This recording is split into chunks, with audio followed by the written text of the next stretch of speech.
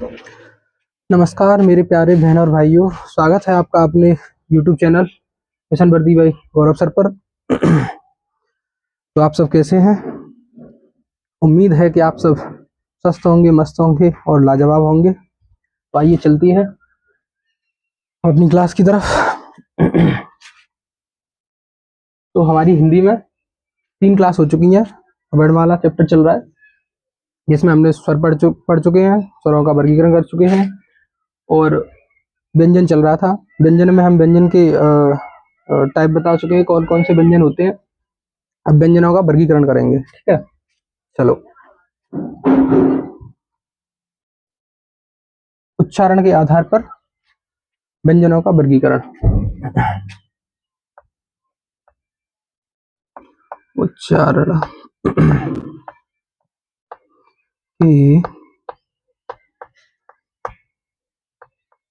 पर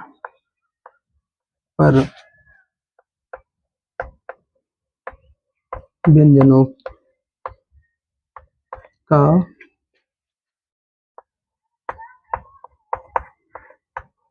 वर्गीकरण, ठीक है।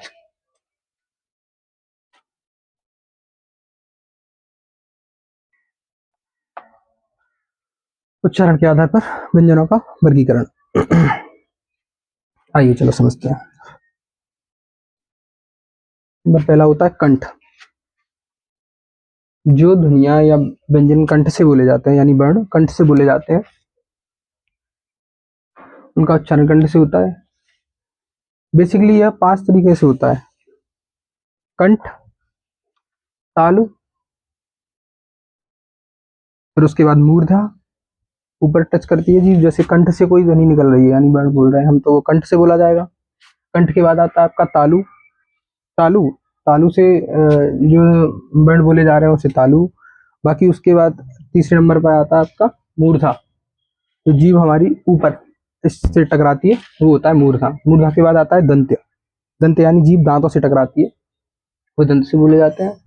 और लास्ट में होठ यानी ओष्ठ, ओष्ठ से बोले जाते हैं। 5 ही होते हैं, बाकी मिक्स करके होते हैं, वो समझाते हैं हम आपको। सबसे पहले लिखते हैं कंठ, यहां से ले लेते हैं।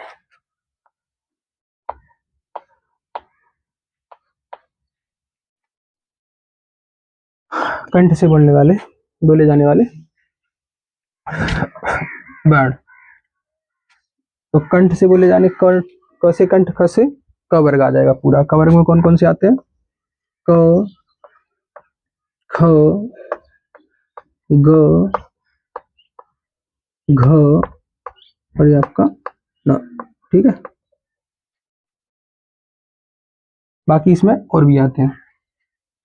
और कौन से आते हैं एक ट्रिक से बताते हैं आपको। जैसे कौआ ने चोंच मारी कहाँ? कंठ में, तो कैसे आवाज निकलेगी? आहा। आहा, आहा का मतलब ये तो 5 वर्ग वाले हो गए जो स्पर्शी व्यंजन पढ़ाए हैं, क ख ग घ ण, क वर्ग वाले। अब इसके बाद जो आते हैं वो इधर नोट करो। उसके इसमें आ जाएगा आपका अह। कौआ ने चोंच मारी कंठ पर, तो कैसे आवाज निकली? अ, आ और ह। आहा लगती है ना, तो ऐसे बोलते हैं ना, अह। और ये आपका विसर्ग, विसर्ग वाला है, इसमें यहाँ लिख लेते हैं विसर्ग, ठीक है। ये हमारा कंठ का होगा। कंठ के बाद आता है तालु।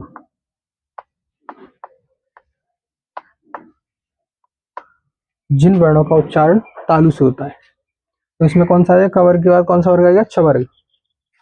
क के बाद चई तो आता है, क च ट त प, च, छ, ज, झ, उसके बाद क्या आ जाएगा? या, ठीक है। अब इसके बाद जो आते हैं तालु में, वो बताते हैं। एक माँ अपने बच्चे को दूध पिला रही थी, ठीक है। दूध पिलाते पिलाते उसके चम्मच लग गई। कहाँ लगी? तालु में, ठीक है। तालु में चम्मच लग गई तो बच्चा रोने लगा। कैसे? ई ई, यानी दोनों ई। बच्चा रोएगा तो ऐसे रोएगा ई। तो मम्मा ने पूछा क्या हुआ बेटे? तो बेटा बताए चम्मच लग गई। हाँ, चम्मच लग गई। तो बेटे ने क्या बोला? यस, य और स। ठीक है, ये आ जाएंगे तालु में। नेक्स्ट चलते हैं कंठ तालु, उसके बाद क्या आएगा मूर्धा। इसे मूर्धन्य भी बोलते हैं, इसे तालु को तालब में भी बोलते हैं। ठीक है, वो समझ जाओगे तुम। क छ ट, क छ ट, ट वर्ग आएगा, ट ठ ड, उसके बाद आ जाएगा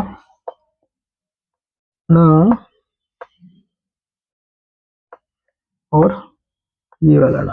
ठीक है, अब मूर्धा में कौन से आएंगे, सारे ऋषि वाले जो वर्ण है वो सारे मूर्धा में जाएंगे। कौन कौन से, र, स, और ये कौन सा हो जाएगा, ये ऋषि वाला हो जाएगा।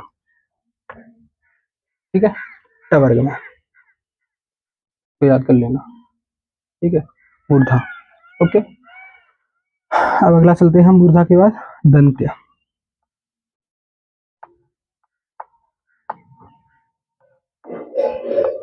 ठीक है, क च ट, यानी क वर्ग हो गया, च वर्ग हो गया, ट वर्ग हो गया।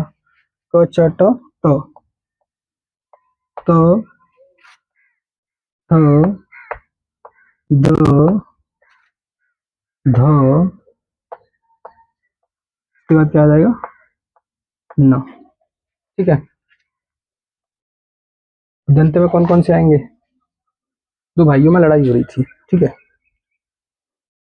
अब रोटी के पीछे हो रही थी, रोटी प्लेट में रखी थी, तो दूसरा भाई बोला मैं खाऊंगा, दूसरा बोला मैं खाऊंगा। तो बड़े भाई को गुस्सा आई और उसने प्लेट उठा के ऐसे मारी, कहा, उसके दांत में लगी। लेस सारे बोलते हैं ना, लेस सारे तू ही खा ले। तो ल और स, ये इसमें आ जाएंगे। ठीक है, अब दंत के बाद आएगा आपका ओष्ठ।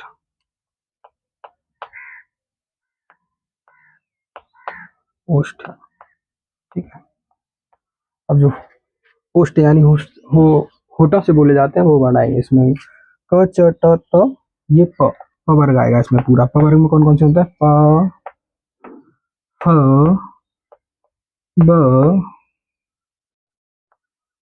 भ, ब ये वाला आएगा, ये वाला म, प फ ब भ म। और दोनों इसमें क्या आ जाएंगे, ऊ आ जाएंगे, छोटा ऊ और बड़ा ऊ। होठों से ही तो बोले जाते हैं ये। उष्टाकृति आकृति में हमने बताए थे जो ऊ ऊ, तो वो ऊ इसमें आ जाएगा उष्ट में। ठीक है, नेक्स्ट इनका यहाँ बोर्ड पे तो जगह ही नहीं बची, चलो बाद में बताएंगे, आप इससे पहले नोट डाउन कर लो। ठीक है,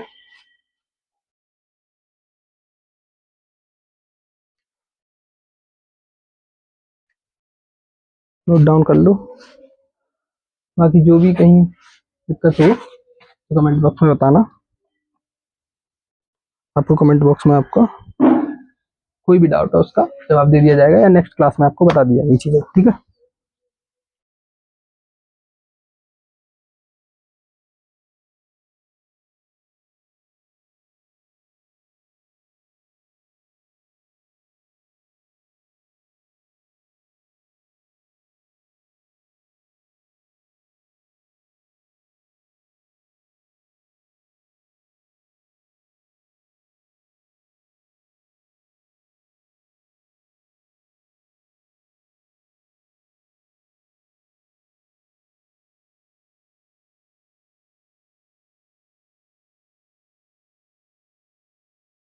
हो गया नोट डाउन।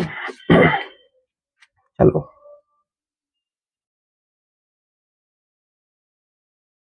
एक बार यही समझा देता हूँ, आपको समझ में सही से आ जाएगा।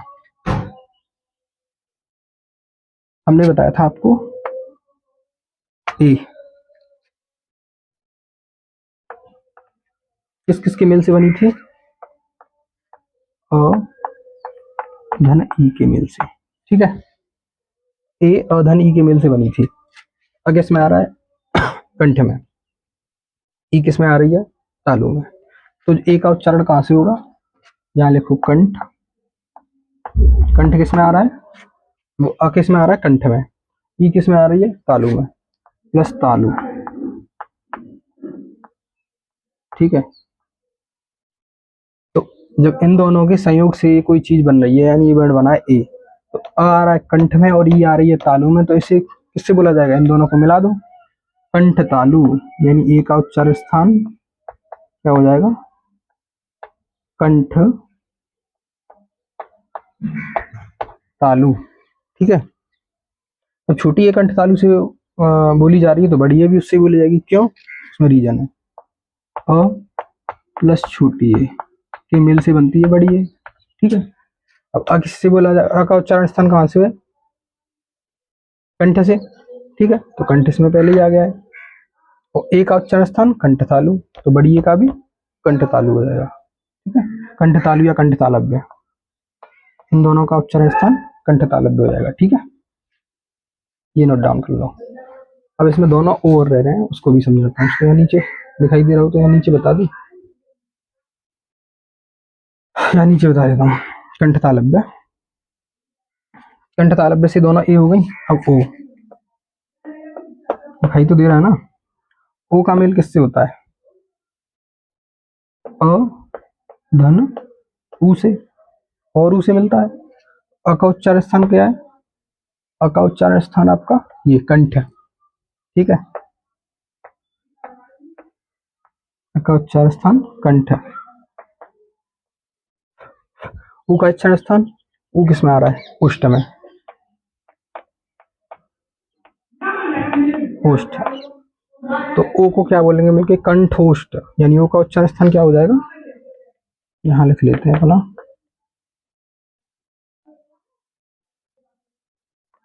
कंठोष्ठ, कंठोष्ठ, कंठोष्ठ, ठीक है, कंठ और ओष्ठ से बोला जा रहा है, कंठोष्ठ, ठीक है। और जहां से छोटे का हो रहा है वहीं से बड़े का हुआ, कैसे, क्योंकि बड़ा ओ कैसे बनता है, अ और छोटे ओ के मेल से, अ का उच्चारण स्थान कंठ होगा और छोटे ओ का कंठोष्ठ, तो दोनों का मिलके क्या हो जाएगा, कंठोष्ठ। ये फिर से ऊपर समझा दूंगा आपको एक बार, यहाँ सही से समझ में नहीं आएगा, ये नोट डाउन कर लिया हो तो ठीक है, नहीं तो फिर स्क्रीनशॉट ले लो आप, ठीक है।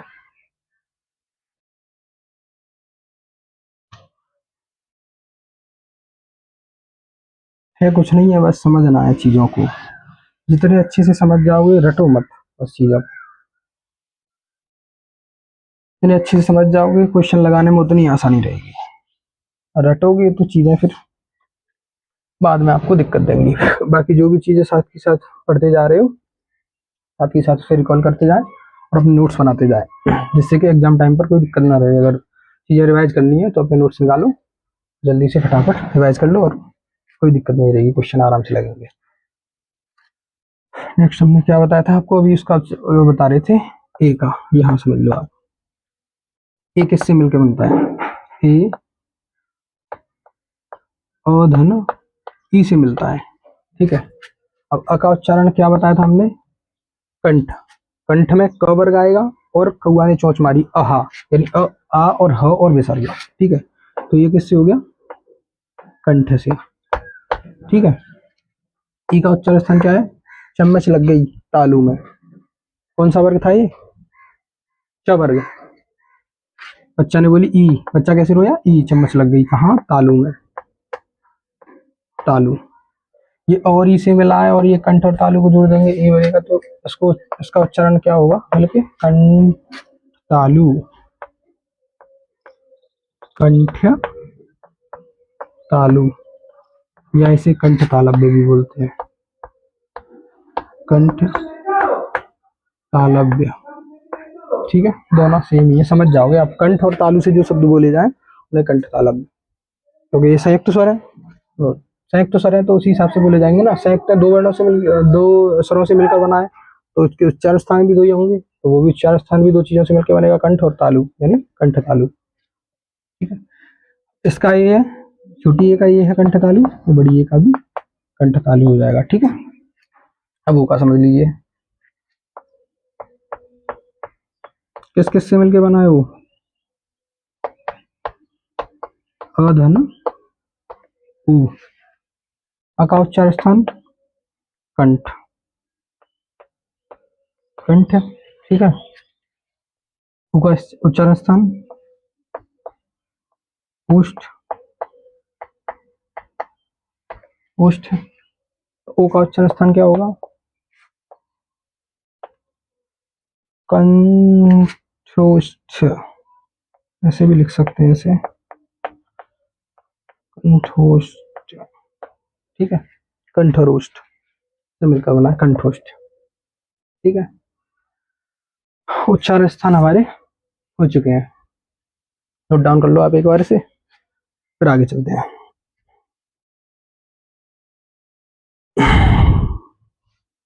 बाकी कहीं भी कोई भी कैसी भी समस्या आ रही हो तो आप कमेंट सेक्शन में बता सकते हैं,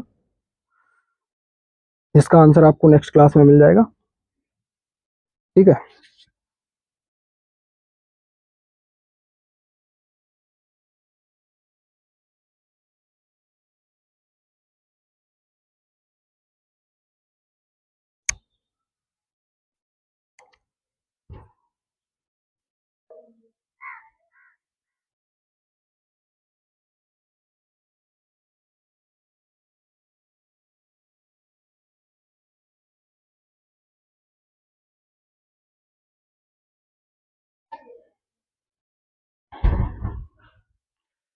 हो गया, चलो आगे चलते हैं। एक बार मैं क्लास चेक करूं।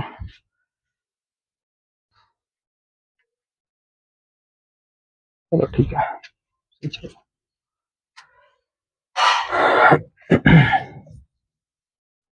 व्यंजनों का वर्गीकरण नेक्स्ट प्रकार कौन सा है? प्राणत्व के आधार पर, प्राणत्व के आधार पर व्यंजनों का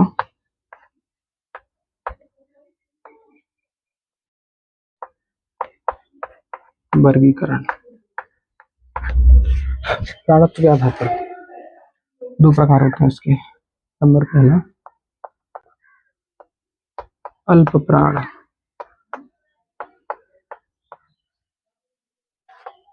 नंबर दूसरा महाप्राण, ठीक है।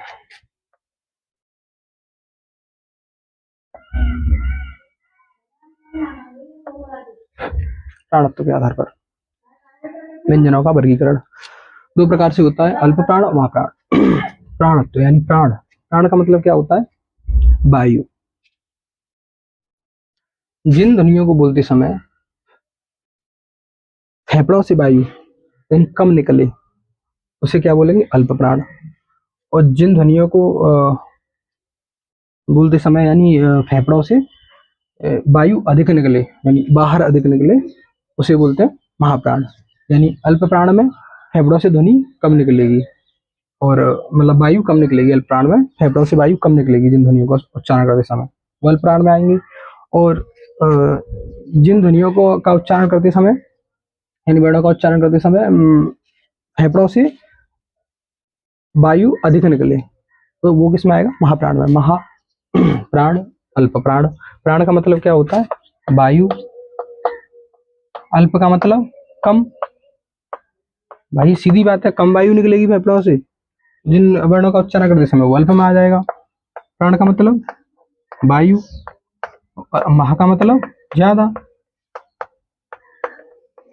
जिन वर्णों का उच्चारण करते समय फेफड़ों से वायु अधिक निकले वो महाप्राण में आ जाएगा, ठीक है। अब इसमें कौन कौन से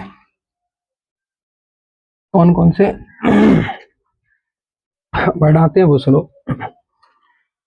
वर्ग आपको पढ़ा दिए हैं स्पर्शी व्यंजन, क च ट त प, वो वाला है ना जो क ख ग घ ड़, यानी पांचों वर्ग हैं।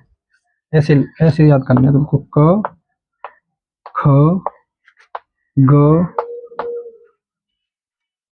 घ और ड़। ये पहला वर्ग है, ये दूसरा वर्ग है, ये तीसरा वर्ग है, ये चौथा वर्ग है और ये पांचवा वर्ग है, ठीक है। ये वर्ग ऐसे हैं, पहला, दूसरा, तीसरा, चौथा, पांचवा, ये पांचवा वर्ग है। और यहाँ ये क वर्ग हो गया, ये आपको समझा दिया था, ये च वर्ग हो गया, तो अच्छा, ये ट वर्ग हो गया, ये त वर्ग हो गया, और ये प वर्ग हो गया। ठीक है, ऊपर वर्गों के इसमें चलेंगे तो ये पहला, दूसरा, तीसरा, चौथा, पांचवा हो गया, और ऐसे नीचे चलेंगे, क वर्ग हो गया, च वर्ग हो गया, ट वर्ग हो गया, त वर्ग हो गया, और प वर्ग हो गया। ठीक है, ये बेसिकली आपको समझाया है, क्योंकि आप वर्ग नहीं समझ पाओगे किस वर्ग को किस में ले रहे हैं। ठीक है, अब अल्पप्रमाण। अल्पप्रमाण मतलब अल्टरनेटिव उस पर चलते हैं। 5 वर्ग होते हैं, पहला, दूसरा छोड़ के तीसरा, चौथा छोड़ के पांचवा। इसमें कौन कौन से वर्ग आएंगे? पहला वर्ग, दूसरा वर्ग, सॉरी तीसरा वर्ग,